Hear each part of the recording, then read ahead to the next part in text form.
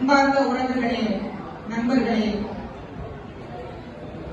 கோவலர் பெருமக்களே, அருமையாக இந்த பட்டிமன்றத்தில் சொல்லரங்கம் மன்றத்தில் அத்துணை குழந்தைகளும் மிக அருமையாக பேசிவிட்டார்கள். அவங்க கேட்டிருக்கக்கூடிய கேள்வி, கோகுல கிருஷ்ணா யாதவா சங்கம் கேட்டிருக்கக்கூடிய கேள்வி, இன்றைய சூழலில் ஒரு குடும்பத்தினுடைய ஒற்றுமைக்கும் மகிழ்ச்சிக்கும் பெரிதும் காரணமாக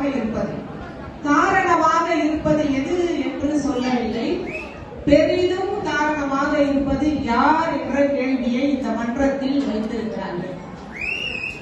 ஒன்று தாத்தா பாட்டியா, அல்லது அப்பாவா, அம்மாவா, உறவா, குழந்தைகளா? இதுல யாரு நம்முடைய குடும்பத்தினுடைய ஒற்றுமைக்கும் மகிழ்ச்சிக்கும் பெரிய காரணமாக இருப்பது?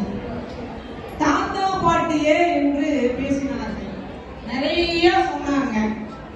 செப்டம்பர் 11ஆம் தேதி உலக தாத்தா பாட்டி தினம். யாரெல்லாம் தாத்தா பாட்டியாக இருக்கிறீர்களோ அவர்களெல்லாம் இந்த செப்டம்பர் 11ஐ கொண்டாடுங்கள். பெண்கள் தினம் வருகிறது, இளையோர் தினம் வருகிறது, வெட்டிங் டே வருகிறது. வெட்டிங் கல்யாணம் பண்றாங்கல்ல, இன்னைக்கு வெட்டிங் அப்படின்னு சொல்றோம்.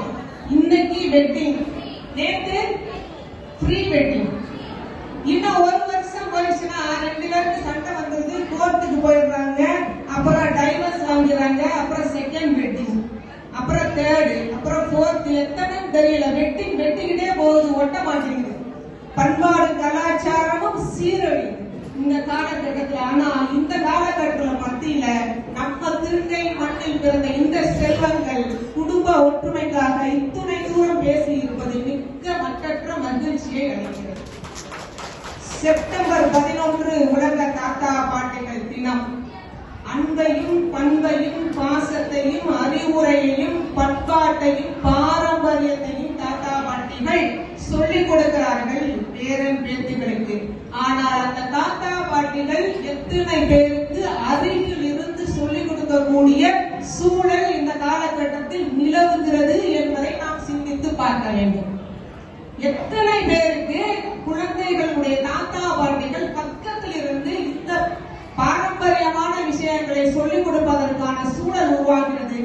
எங்களுக்கு இருந்தது. இந்த குழந்தைகளுக்கு எத்தனை பேர் இருக்கிறது என்பது பெரிய கேள்விக்குறியாக அமைகிறது. இவர்கள் சொல்லிக் கொடுப்பதை வைத்து நம்ம தாத்தா பாட்டிகள் இப்படி இருக்கிறார்கள், அப்படி சொல்லுவார்கள் என்பதை தாத்தா பாட்டிகளை பார்க்காத பிள்ளைகள் கூட இருக்கிறார்கள் இந்த காலகட்டத்தில்.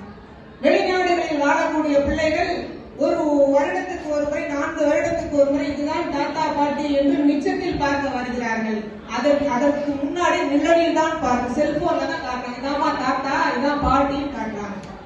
தாத்தா பாட்டிகள்கிட்ட அன்பு இருந்தது, பண்பு இருந்தது, பண்பாடு இருந்தது, எல்லாம் சொல்லிக் கொடுப்பவர்கள் அவர்களாகத்தான் இருந்தார்கள். ஆனால் இன்றைய காலகட்டத்தில், இன்றைய சூழலில் அந்த வாய்ப்பு இந்த குழந்தைகளுக்கு தற்பொழுது கிடைக்கவில்லை என்பது வருத்தத்திற்குரிய ஒரு செய்தியாகத்தான் இருக்கிறது. பெரும்பான்மை அப்படித்தான் இருக்கிறது.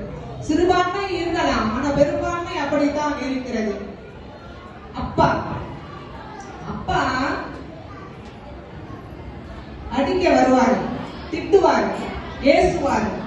ஆனா பிள்ளை படுத்து தூங்கிடும். மனைவி கிட்ட கேட்பாரு, அவன் சாப்பிட்டானா அப்படின்பாரு. அது அப்பாவினுடைய உள்ளம்.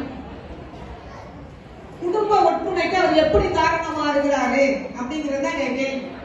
சொல்றாங்க பாருங்க, பாட்டி தாத்தா இவர்களை தாண்டி அப்பா குடும்பத்திற்காக கஷ்டப்படுறாரு. தம்பி சொன்னா, தெய்வங்கள் எல்லாம் தோற்றே போகும், தந்தையினுடைய அன்பில் கஷ்டத்தை மறப்பவர் என்றெல்லாம் சொன்னார்கள். உண்மைதான். வேர்வையை உப்பாக்கி பிள்ளைகளை வளர்ப்பவன் தந்தை. தன்னுடைய வேர்வையை உப்பாக்கி பிள்ளைகளை வளர்ப்பவன் தந்தை. அதெல்லாம் கூட மிகச்சிறந்த காரணம், குடும்பத்தினுடைய மகிழ்ச்சிக்கு காரணமாக இருந்தாலும் கூட அம்மாவும் அதே மாதிரி வேர்வையும் கடின உழைப்பையும் சிந்தி குடும்பத்தை காப்பாற்றுபவர் தான். இவர்கள் இருவரும் வேறு வேறு அல்ல. அம்மாவும் அப்பாவும் ஒற்றுமையாகவும் மகிழ்ச்சியாகவும் இருந்தால்தான் அந்த குடும்பம் சிறக்கும். அது ஒன்று. இப்படி எல்லாமே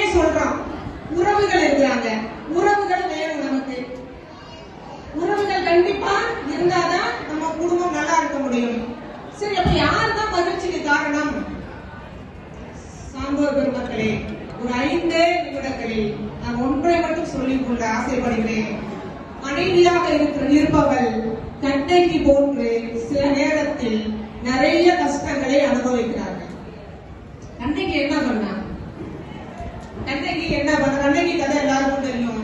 சொல்றா, பேரா மன்னா செப்புவதுடைய எல்லரு சிறப்பின் இமையோர் வியப்பர் உள்ளரு புண்கண் தீர்த்தோ நன்றி வாயின் கடைமணி நடுநா நடுந்து ஆவின் கடைமணி உகுனி ரெஞ்சு சுட தான் தன் அரும்பெரும் முதல்வனை ஆளியில் மடித்தோம் பெரும்பெயர் புகார் என்பதே அவ்வூர் ஏசா சிறப்பின் இசை விளங்கு பெருங்குடி வாசாத்து வாணிதன் மகனையாகி வாழ்தல் வேண்டி ஊர்களை துரத்த சுழல் மன்னா நின்றவர் புகுந்தீங்கி இருந்தால் சிலம்பு பகதல் வேண்டி நிற்பார் கொடைகளப்பட்ட கோவலன் மனைவி கண்ணகி என்பதன் பேரே முடிகிறார். என்ன அர்த்தம் தெரியுமா? ஒரு தனி பெண்ணா இருந்து அனாதையா சோழ நாட்டுல இருந்து வந்து பாண்டிய நாட்டுக்கு போய் அங்க புதுசா ஒரு நாடு, அவளுக்கு அறியாத நாடு, கண்ணகி அறியாத நாட்டுல போய் என் கணவன் கல்வன் இல்லை என்று வாதாடுகிறாள் ஒரு பெண். அவ்வளவு துணிச்சல் மிக்கவர். சேர்க்கிறார் சொல்லுவார், சேர்க்கிறார் தெரியும், நாயன்மார்ல ஒருத்தர் சேர்க்கிறார், சிவபெருமானை வணங்குபவர். பெண்கள் ஆணிவேரை குடும்பத்தின் ஆணிவேரை போன்றவர்கள் என்று சொல்றாங்க. ஆணிவேர் இல்ல அப்படின்னு சொன்னா இந்த குடும்பம் இல்லை, பெண் இல்லைன்னா குடும்பம் இல்ல. அதெல்லாம் உண்மைதான். பெண் இல்லைன்னா குடும்பம் இல்லை, உறவுகள் இல்லைன்னா குடும்பம் இல்லை, அப்பா இல்லைன்னா குடும்பம் இல்லை, அம்மா இல்லைனாலும் குடும்பம் இல்லைதான். ஆனா எதியா ஒற்றுமைக்கும் மகிழ்ச்சிக்கும் காரணம் உறவுகள். தாய் மாமா உறவுன்னு ஒண்ணு இருக்கு. தாய்க்கு அப்புறம் யாருங்க நமக்கு? தாய் மாமா தான். தாய் ஸ்தானத்துல இருக்கிறவங்க யாரு அப்படின்னு கேட்டா தாய் மாமா தான். தாய் மாமா தான். ஒரு பொண்ணு ஒரு அக்கா பொண்ணுக்கு கல்யாணம் ஆகல அப்படின்னு சொன்னா வாழ்க்கைய தியாகம் பண்ணிட்டு அந்த அக்கா பிள்ளைய கட்டிக்கிறவன் தாய் மாமா. இருக்கா இல்லையா? அப்ப தாய்க்கு நிகரான ஒரு தாய் மாமா வேணும். மலையேற போனாலும் கட்சின உறவு வேணும். அக்கா தங்கச்சி உறவு அடிச்சுட்டாலும் அக்கா தங்கச்சி உறவு வேணும். யாருமே இல்லாம தனியா வாழ முடியாது. அப்ப உறவுகள் ரொம்ப ரொம்ப முக்கியம். இல்லாம இருக்குங்க. நான் கேட்கிறேன், இந்த குழந்தைகள் இருக்கிறாங்கல்ல,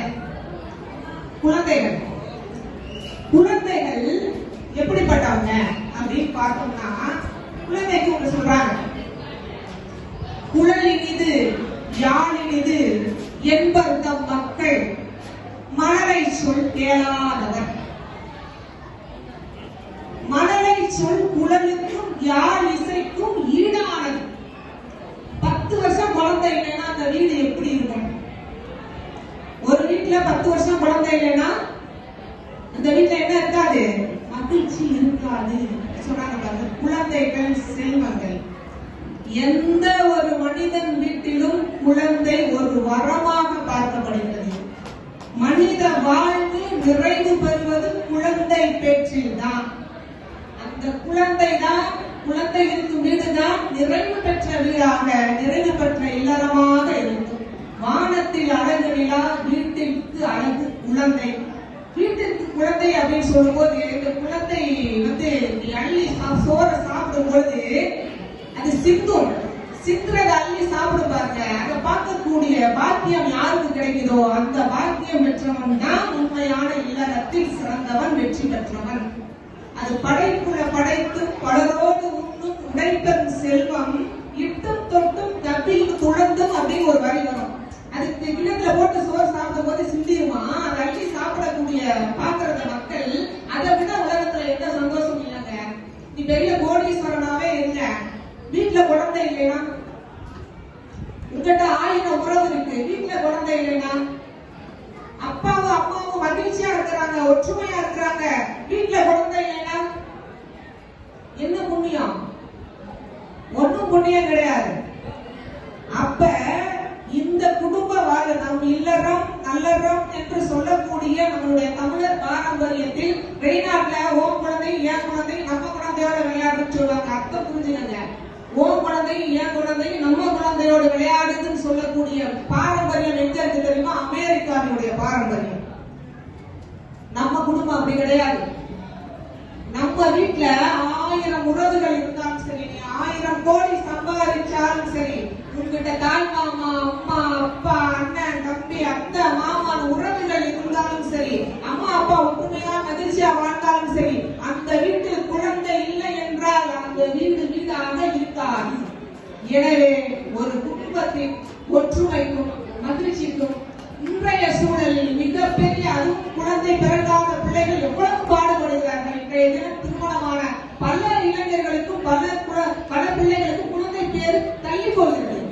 அது அவங்க வீட்டுல எவ்வளவு மன கஷ்டம். அந்த பிள்ளைகள் படக்கூடிய பாடு அவர்கள் உணர்ந்தால்தான் தெரியும். அப்படிப்பட்ட இந்த சூழலில் ஒரு குடும்பத்தில் காசு சம்பாதிச்சு விடலாம், உறவுகளை சம்பாதிச்சு விடலாம், அப்பா அம்மா மகிழ்ச்சியாக இருந்து விடலாம். ஆனால் அந்த குடும்பத்தில் பிள்ளை குழந்தை என்று ஒன்று இருந்தால்தான் அந்த குடும்பம் நிறைவு சிறப்பாக இருக்கும். எனவே இன்றைய சூழலில் நம் குடும்பத்தின் ஒற்றுமைக்கும் மகிழ்ச்சிக்கும் பெரிதும் காரணமாக இருப்பது குழந்தைகளை